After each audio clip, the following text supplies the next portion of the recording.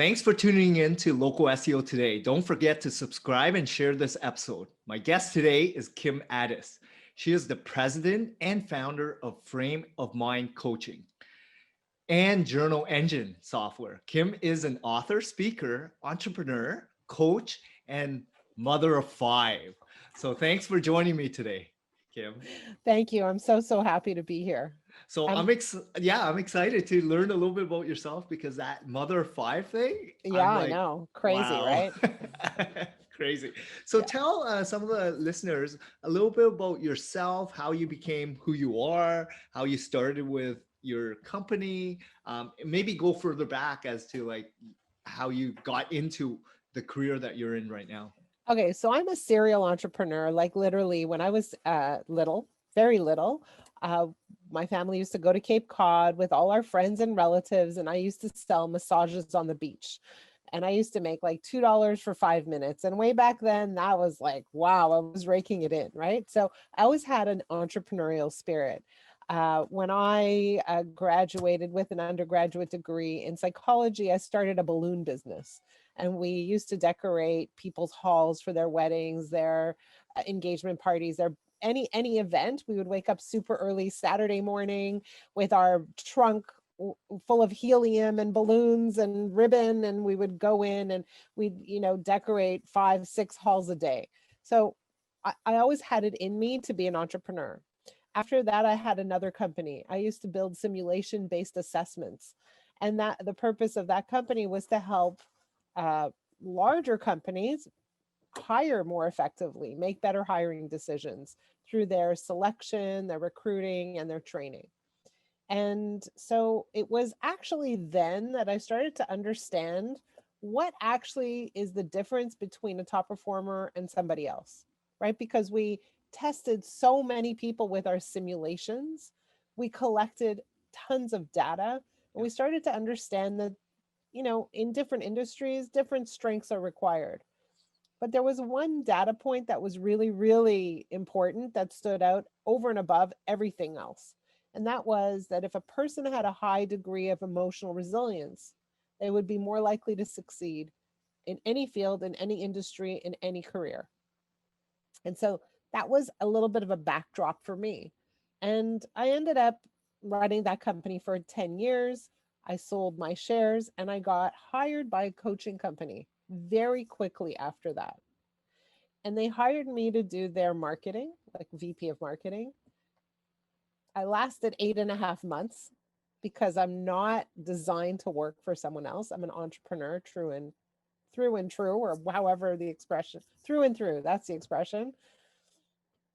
And while I was there, I was observing how they did their coaching.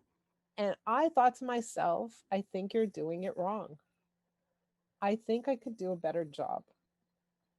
Fast forward, Frame of Mind Coaching, we coach like the seriously driven individuals of the world, the leaders, the entrepreneurs, the executives, the C suite. And I created a method of coaching, and it's been 16 years. That's the short story. That's amazing. And obviously during that time you had five children and Well, you're also to be okay. fair, to be fair, I had 2 kids. I got Okay. married very young, Okay. and then I got divorced. I had 2 kids. Then I got remarried with a man who had 3 kids, Oh, I see. full time, full custody of his kids. So when we got married, his 3 kids moved in with mine, with us, and so it's been a household with 5 kids for many years now. Amazing. Well, it's a blended household and it's obviously it's worked for you, right? It Um, works. and I love the fact that you're a local podcaster yourself and business owner. So you're That's not too right. far away from me and you're in Toronto. So I love connecting with local people here, which is Canadians. Yes, it's not that frequent to meet other Canadians who are in the podcasting world. It's so true. Exactly. So tell us a little bit about, I know you mentioned about that Cape Cod business that you started early days, but did you have like your parents, like how did you become an entrepreneur? Like, were there your siblings? Did you look up to people early days? Like, what motivated you to do what you did? You know what? I mean, yes, my father started a business and ran it. My brother took it over. So yes, we have a lot of entrepreneurial blood in our family.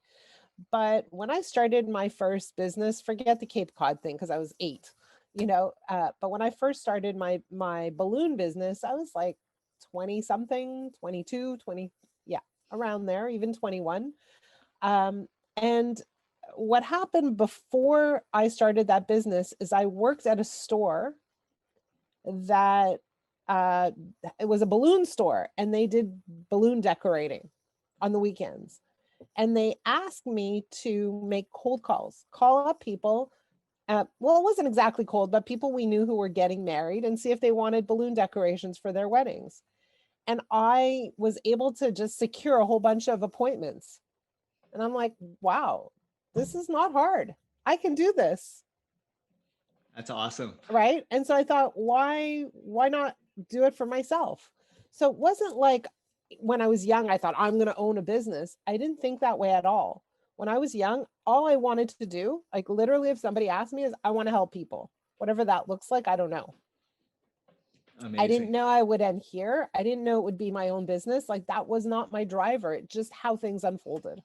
Amazing. But I love to hear that you actually got into the market, learned about these industries, and saw opportunity gaps, right? Where that business owner didn't do it as well, or you thought there would be better ways, more efficient, take care of the clients better, whatever it is, right? And then you want to add more value, right? And that's why you got into these little entrepreneurial, businesses. Well, so I mean, if we're going to go back to the balloon business, so what I discovered was I was really great at selling balloon decorations Yeah. for people's events, but I actually knew nothing about balloon decorating because I Mm, never decorated a hall in my life, yeah. not once. So what happened was like I called up a friend. I'm like, "Hey, can I decorate your room? Like your husband's having a birthday. Can I, can we so that we could take pictures?" She's like, "Sure. That would be fantastic." Because we had nothing to show anybody. When Yeah. you sell decorations, you have to say, "Hey, I could do this for you." You have to show a picture. We had 0 pictures. I remember the first time we met with a woman who was getting married. She's like, "Well, what can you do for me?" I literally took a piece of paper and a pen and I drew it out for her. I'm like, That's "Here's what we amazing. could do." Because I had nothing to show. So when you have nothing to show, you have to get creative Yeah. and find a way to communicate what's possible. And so, that was then when I started my coaching business. I never coached anybody before, right? Like it was my first time and I had a whole bunch of fears. So I had to figure out how to overcome those fears as well. Amazing. Yeah, I love the, drive that you had. And without much experience, I would say it's all about like the will to actually win them over, right? And actually do something about it. Because that's the biggest fear for a lot of entrepreneurs, right? They're fearful of what people are going to say, what they think of others, right? But if you actually just go and do something, you're so much further ahead. And it's okay to make mistakes, right? Because that's a part of entrepreneurship, right? Being a business owner, you're making mistakes daily, All multiple the times a time. day, right? All the time. All And the if you're time. All the if you're time. not, not gonna be learning, right, or growing as a business owner. So I love hearing that. Yeah, for Um, sure. so did your parents or your dad, who had a business, did he teach you much about like how to run a business? Like, I'll tell you, my parents, so my parents are from Egypt, okay, and my mother had a high school education and she got a job in a bank as a secretary mm, when she first came to Canada.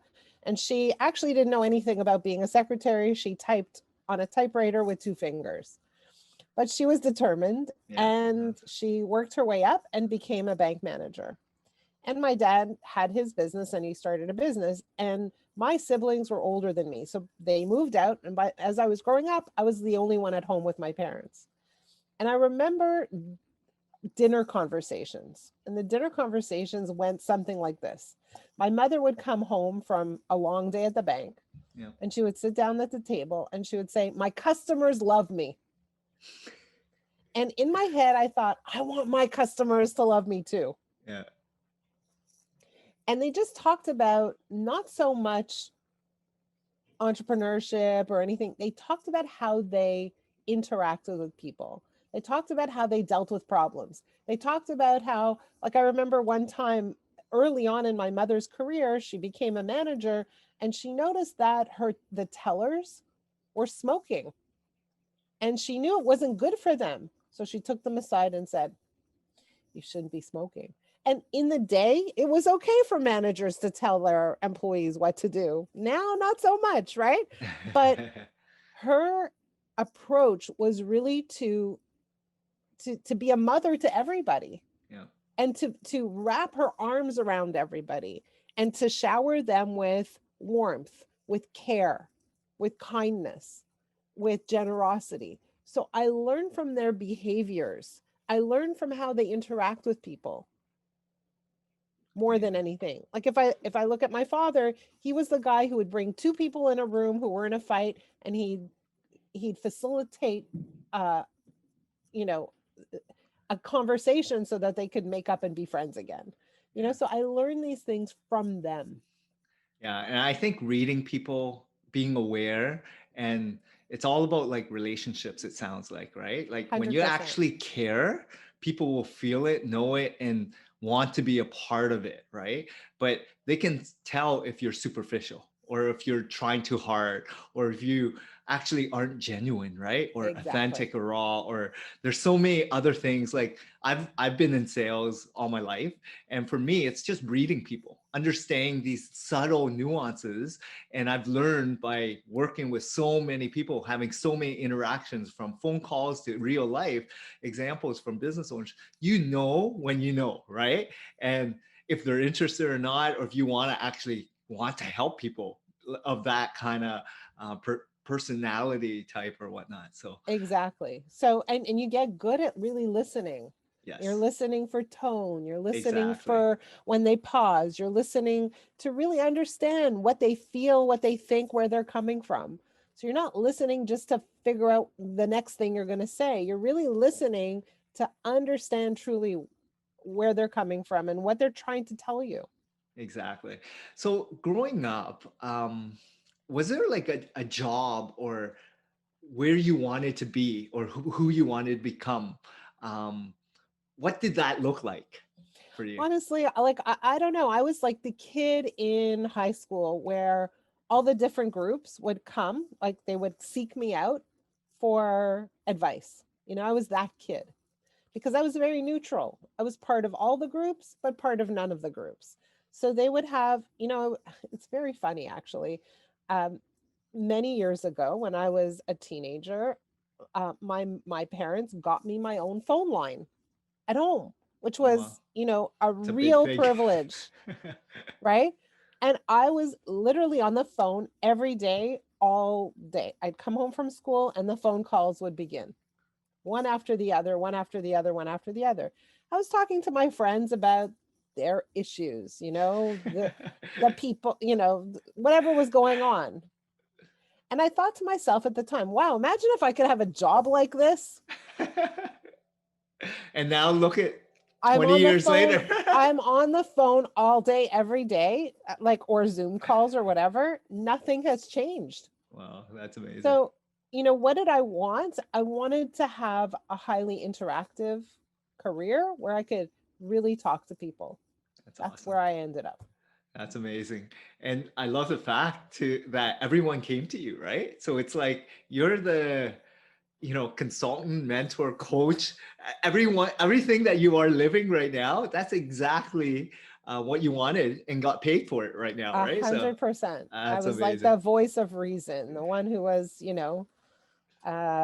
calm in That's the middle awesome. of the storm. Yeah. So during the careers that you've had in terms of like, pivoting from these different balloon business to, this coaching or whatnot, was there, things that change? Like, did you have mentors, coaches? Did you have people that guided you um, or did you go to like mastermind classes? Like, how did you? I did it all. Okay, I did it all. Like you name it, I did it. okay, Any kind of class, any kind of leadership development. When I, again, going back to high school, I don't know why I'm talking about high school so much. I was on students council and they invited me to leadership weekends, leadership retreats. I felt very special because I was invited, but that's where it all started. It that's awesome. exposed me to thinking about my capacity in a higher way. You know what? The minute that you're invited to a leadership retreat, and they call you you're a leader is the minute you say, maybe I am a leader. I have to start thinking like a leader. And so you start trying things on. The minute someone labels you some way is the minute you go, does that apply to me? Can it apply to me if it's positive? Right. And so I was engaged from a very young age. That's And so I awesome. did all the programs, all of them. I can't tell you how many coaches I've had in the span of my life, how many, seminars, workshops, conferences. I did it all. Did it all. That's wicked. Yeah, like I love hearing that because your mindset has changed now that you are a part or you've tried everything and being exposed. Because I come from, Hamilton, not too far from Toronto, Okay. but my parents are from Vietnam, right? Yeah. So we didn't have much growing up. We didn't know the language. You didn't know people. So we didn't have the exposure of knowing what to do, how to do it, where to go, how do you seek advice, and that peer group of influence from either family or friends or people of significance that actually can guide you. So learning this, hearing it from you, these are things that I'm trying to embrace and share with my child, because more exposure the better, so that they can live a more well-balanced life and they have choices, right? As opposed to pigeonhole yourself to you have to be an engineer or you have to be a doctor, because back at home that's what everyone wanted you to become, right? Right. Exactly. So So you're expanding their horizons and giving them access to everything that's available. Speaking of Vietnam, I was there in February, right oh before wow, everything hit. It was such a beautiful experience. We loved it. Loved it. Loved amazing. it. Yeah. I brought my mom 2 years ago back to Vietnam. I went to Saigon and I didn't I did Hanoi, I believe, but I didn't go to North. Maybe Hanoi is North. So I did the middle part, but I also did a tour with my mom. It was great. My first time going back to Vietnam with my mom Amazing. since the war. So Wow. it was a great experience for sure. Um, but yeah, like for me, it's all about living life in your terms and with experiences, right? More than buying stuff.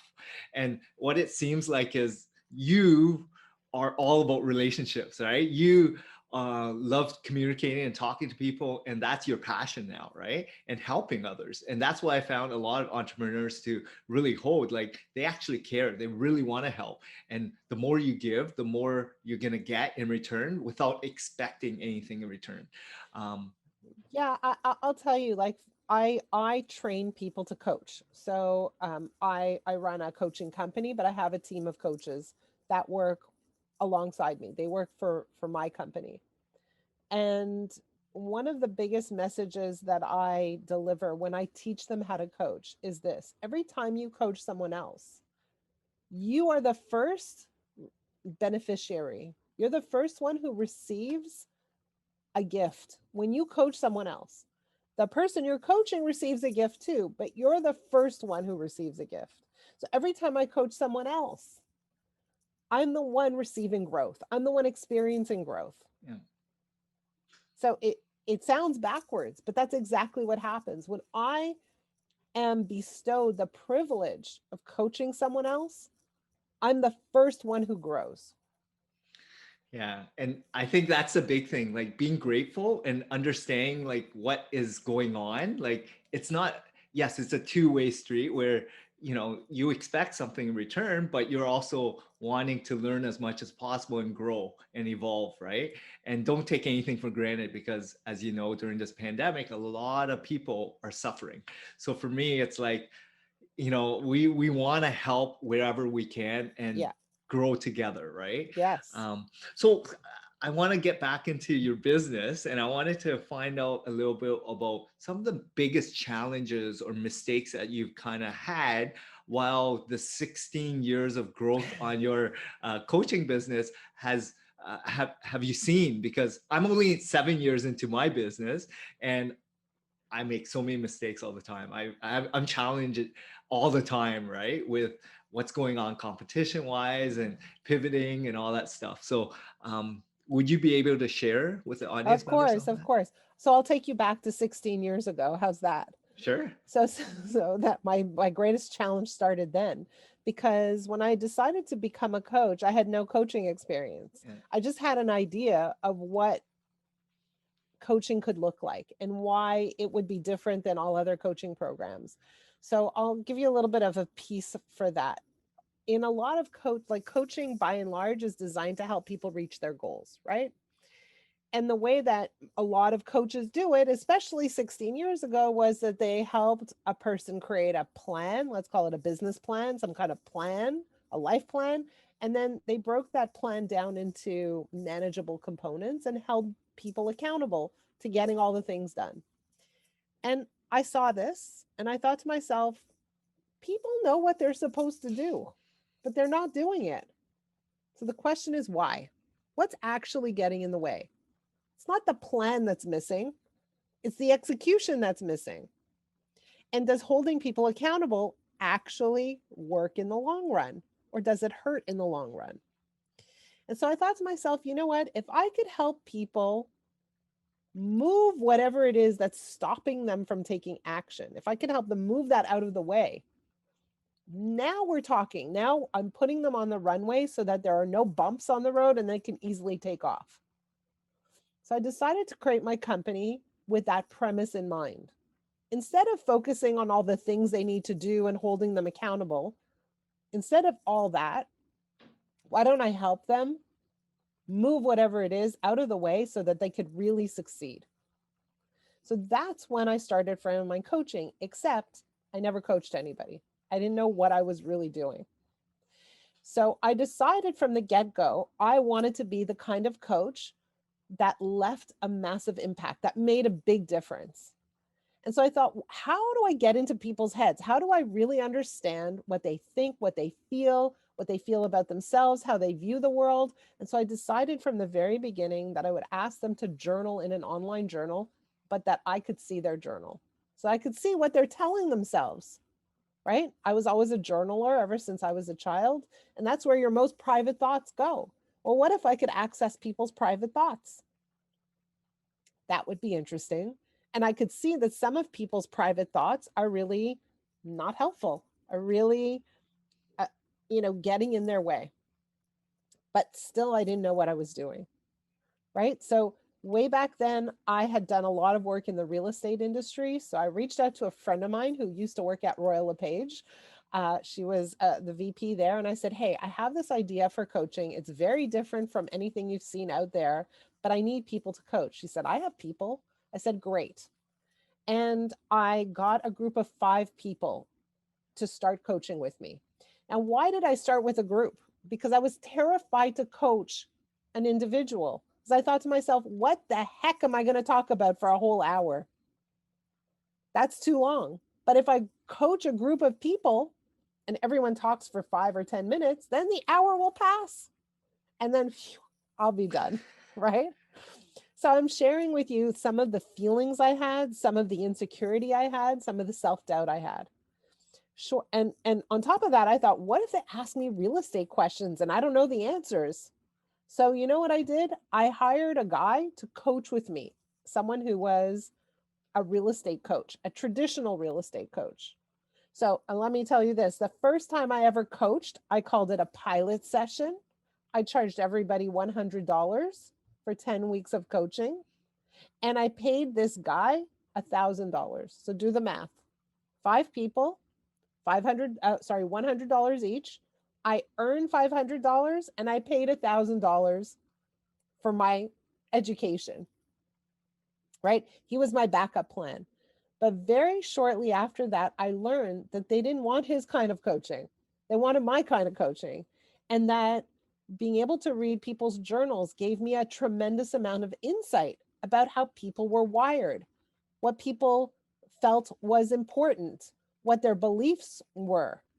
And I discovered that I had a system that I created that was really powerful. And then slowly after that, I started coaching people one on one.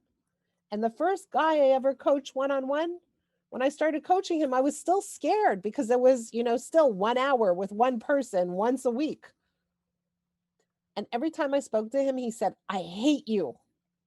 And I was so happy that he would tell me that because that meant I was making a difference. I was cracking him open. I was hitting all the right spots. That guy is a coach on my team now from over 15 years ago. That's He's been awesome. with me all those years. I love that story. It seems like you make such a big impact in what you do, and you're very passionate, right? You love what Very. you do. So it sounds like this is your calling. This is where you're meant to be. So in terms of these mistakes, I mean, it's not really mistakes because it's more about like the growth, right? It's all about like, yes, you got to pay for your education. You either work for someone, which you did as well, but you got to pay to learn that you don't want to be that kind of coach, right? So these are things that you have to learn as a business owner to really mold your agency or business to target your type of client that you want to be known as, right? And figure out the processes, services that you want to attend to. But it seems like you've done a great job over the years to attract good employees and really cultivate good clients as well. Well, we have amazing clients and amazing coaches. So here's the interesting thing. We have a team of coaches. Every single one of those coaches was a client first. So they went through the coaching process. They felt a personal transformation. They felt like this was really Nice, impactful. And so they said, how do I learn how to become a coach? nice. And so early on, people started to say, how do you do this? How do you coach? And I'm like, oh, I don't know. I don't know. I'm just doing it. Right. I had no idea. Yeah, And then when they forced me to teach them, I realized that there was a method, there was a philosophy, there was a process, there was a logic, there was an approach that was consistent from client to client. And only when I was forced to teach it did I uncover what it is that I did naturally. that's awesome. So how is there advice that you can give someone that's kind of starting off, like maybe 1 to 3 years into their business, where you've kind of grown over the many years? What would you tell that entrepreneur um, in terms of like how to effectively run their business? So I would tell them a few things. First of all, I would say try a lot of things, pilot a lot of things. Like it doesn't mean you have to like jump into the deep end with everything, but try a lot of things. I can't tell you how many things I've tried over the span of my career and how many of those things have failed, but when you try, you also find what works. So try a lot of things. Don't be afraid to try and don't be afraid to fail. A fail doesn't mean you're the failure. A failure means this trial was a failure, go on to the next. Like think about it as, figuring out what drugs are going to work. You're going to fail a lot of times before you're going to find your success. So when you have a failure, the word you need to use is next. Next, keep going, right? So try a lot of things. I will also say, don't be afraid to be bold. Like, reach out to people who you think will never respond. Like, do those things, try those things, raise your hand. Like, don't sit in the shadows. If you're really a business owner and you want your business to grow, you cannot afford to lay low. You can't. You have to try some bold things that other people will say, wow, that's crazy, right? Like, that's not going to work. When somebody says that's not going to work, that's the thing you need to do, Amazing. right? So, like, be bold and be okay if your bold move doesn't work. Doesn't matter. Do the next one. So, I mean, my experience is also that a lot of people think when they're starting a business, they have to shut everything down. There's no income and they have to like jump off a cliff into the big, vast land of no income. And the truth is that there are transition processes that are available. You don't have to go from all to nothing. You can do it in a safe way and you can slowly grow. At one point, you're going to have to shut one thing off and start another, but that doesn't have to happen overnight. Yeah, I love the just do things. I'm a big advocate of go out there, make mistakes, go out there, try it because these are all unknowns, right? You can hear about it, read about it, let other people talk about it, but until you're doing it yourself, that's when you really experience the failures or mistakes or the wins, right? Because you don't know if you're gonna be successful if you don't try, right? And go out, do Exactly. something. Exactly. So I love Like that. even now, even today, I have recently tried something new.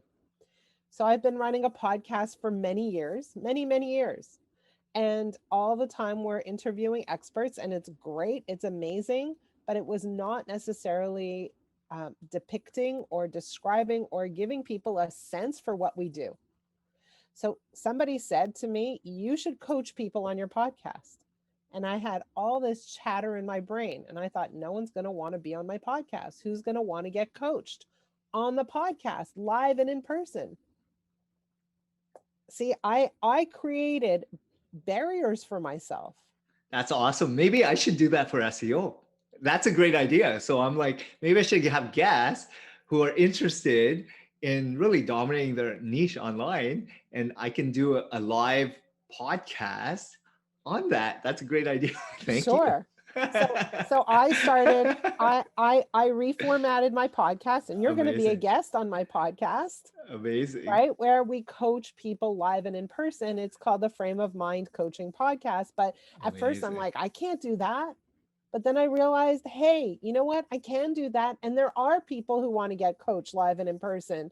And it's a bit challenging, but it's awesome. It's amazing. It really pushes me to be alert and involved and provide huge amount of value. So you got to push yourself a little bit sometimes outside of your comfort zone. That makes so much sense, right? And just have fun. Everything I do is you got to enjoy it or why do it, right? And you connect with good people, you enjoy every aspect of it, even though sometimes it's challenging and stressful and Yeah. it feels like you're not even getting paid to do a lot of these things. It's okay, right? As long as you enjoy the whole motion of failure and successes and mistakes and that whole journey, right? Is so Yeah. important. um, in terms of your business, how has technology helped you either scale or grow, um, and during this COVID pandemic, I'm sure that now everything's home based for you, but how has that really impacted your business? Well, so as I mentioned before, from the very, very beginning, I wanted people to journal in a way where I could read their journals. So at first, again, 16 years ago, I made them journal in an online blogging software like blogger.com. And at first it was okay. It was a little hard. It was a little clunky. But then one day a disaster happened because I was coaching this man and he was blogging or journaling about his wife.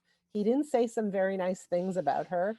And she hacked into his journal and read what he wrote.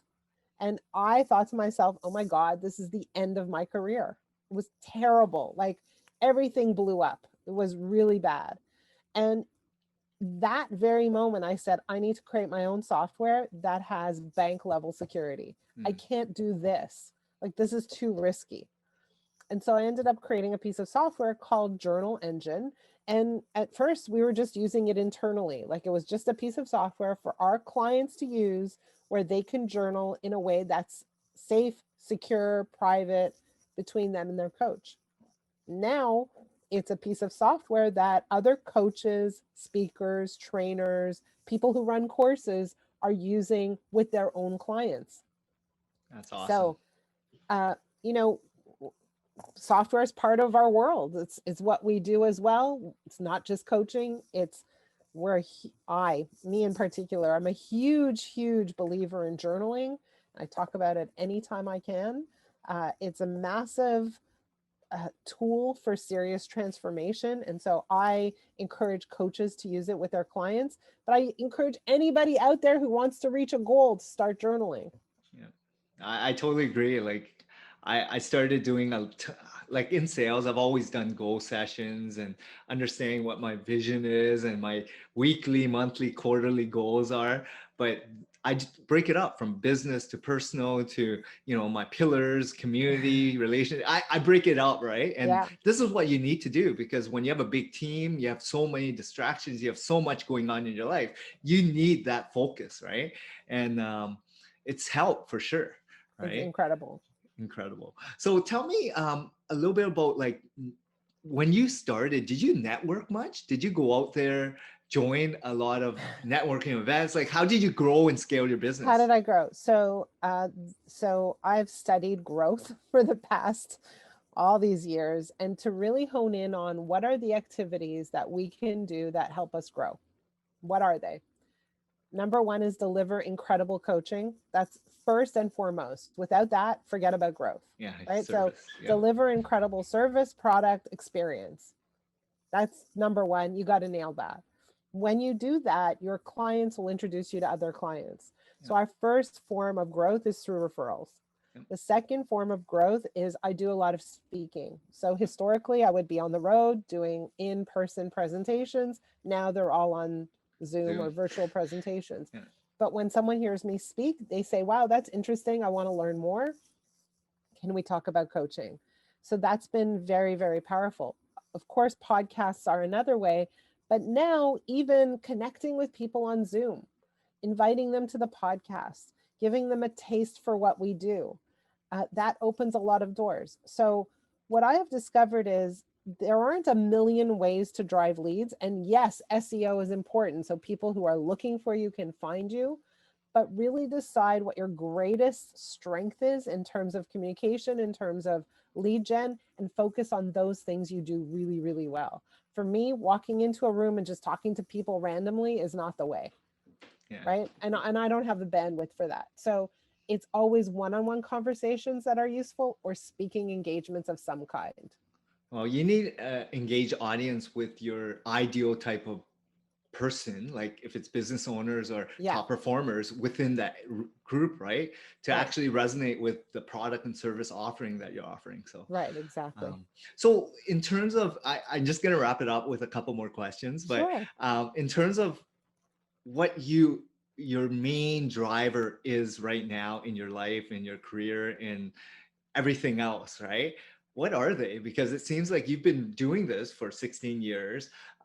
What's next? Like, So what keeps you yeah. going? Yeah. So for me, most coaches, executive coaches, spend their lives coaching people. And I've coached hundreds of people and I love coaching people. But right now, my focus is on growing the business, right? And while it's definitely scaled for sure, we have a team of coaches. We're coaching all over the world, internationally. We have a very, very wide range of clients. The question is, how do we scale even more? How do we take it up to the next level? So right now, that is my focus. 100% is how do we really grow? How do we touch more lives? And one of the things, the podcast is really interesting, the software is really interesting, but something that's brewing lately underneath it all is that when we coach leaders, they not only talk about their businesses, they talk about their families. And lately, over the past 1 or 2 years, we're coaching more and more young people, people in their early 20s, people who want to grow personally and professionally earlier in life. And so for me, it's so interesting to now touch families and to coach young people and to develop perhaps a special offering for a younger generation, right? So I'm brewing on all of that. That's awesome. Well, it's carving up a new niche, right? A new service or a new, just a product offering for someone that might not be your ideal type of client, but there's a demand now and There's a there's no one demand. else filling it. So you might as well carve out that niche and go after it, right? Yeah, there's So it definitely a makes sense. demand. 100%. With this pandemic, there's a lot of young people who don't know what's next for them, who don't know Exactly. where to go, who are frustrated, anxious, tired, isolated, all those things. So coaching is a Stress. really good fit right now. Yeah. No, that makes sense. And then aside from business, what are some of the other pillars that are very, very important in your Well, life? I have 5 kids. They're not young anymore. They're all a little bit older, and they're all living very, very interesting lives. One is a chef in Montreal. The other one works at L'Oreal in Montreal. The other one's in fourth year at McGill. The other one started a coffee business, and he delivers. Hey, do you like coffee? If you like coffee, he delivers coffee to homes. It's called Good Morrow Coffee. And the other one's a music producer. So everyone's doing something interesting. They Amazing. keep us entertained. They keep us on our toes. One of them met a girl online during the pandemic, and now they're dating. Wow. Like, That's, yeah. there's always something interesting going on. It's never boring. Sometimes we just want a night off, but it never happens. Well, when you have 5 kids, you have a business, you have a lot of people that you have to attend to. Um, I mean, that's life, right? You're the one who created it for yourself, and this is That's what right. this is the vision that you had, right? And you're You're doing something that you 100% love. right. So it sounds like you're on the right track, and it sounds like you're loving every minute of it. So It's I very would say, rich. yeah, I would say continue doing what you're doing. It sounds like you're having so much fun. So tell us, final thoughts. How can some of the listeners get a hold of you, get in touch with you? Tell us a little bit about your URL and about your podcast as well. Okay. So how to get in touch with me. Okay, before that, can we back up? Sure. Is it okay if I give your audience an exercise, a task? Yeah, Can sure. I do that? Okay, so whoever's listening, grab a piece of paper and a pen and write this down. I'm going to give you a journaling assignment. Cool. So it's 2 questions. Question number 1, what do you really, really want more than anything? And there are 2 reallys for a reason. Because I want you to think about what you truly deeply want, not what somebody else expects of you, not what you think you should want, not what you've wanted since you were a kid and so you have no choice. What is it that you truly deeply want? The second question is, so what's stopping you from having what you truly want right now? And write down all the reasons. Whatever's getting in the way, write it down and then send it to me. But only for those of you who are bold. My email address is kim@frameofmindcoaching.com, and I will personally set up some time to review your responses, just me and you. So that's number 1. Number 2 is check us out. It's frameofmindcoaching.com. And we do have a podcast. It's called the Frame of Mind Coaching Podcast. Like, look at everything. Just check it out. I'm easy to find. That's awesome. Well, thanks a lot. I really appreciate your time, all the great insights and valuable information that you provided, and your journey, your story was really, really interesting. So I really want to thank you. And when things open up again here in Toronto, we'll catch a bite. We'll get together for sure because you're down the street. So For sure. You'll take me for Vietnamese food. How's that? I know a ton of great places in the Amazing. I can't wait. GTA. Amazing. Well, thanks a lot, Kim. It was great to meet you. Thank you so much for having me on your show. It was such a wonderful opportunity. I appreciate it. Thank you.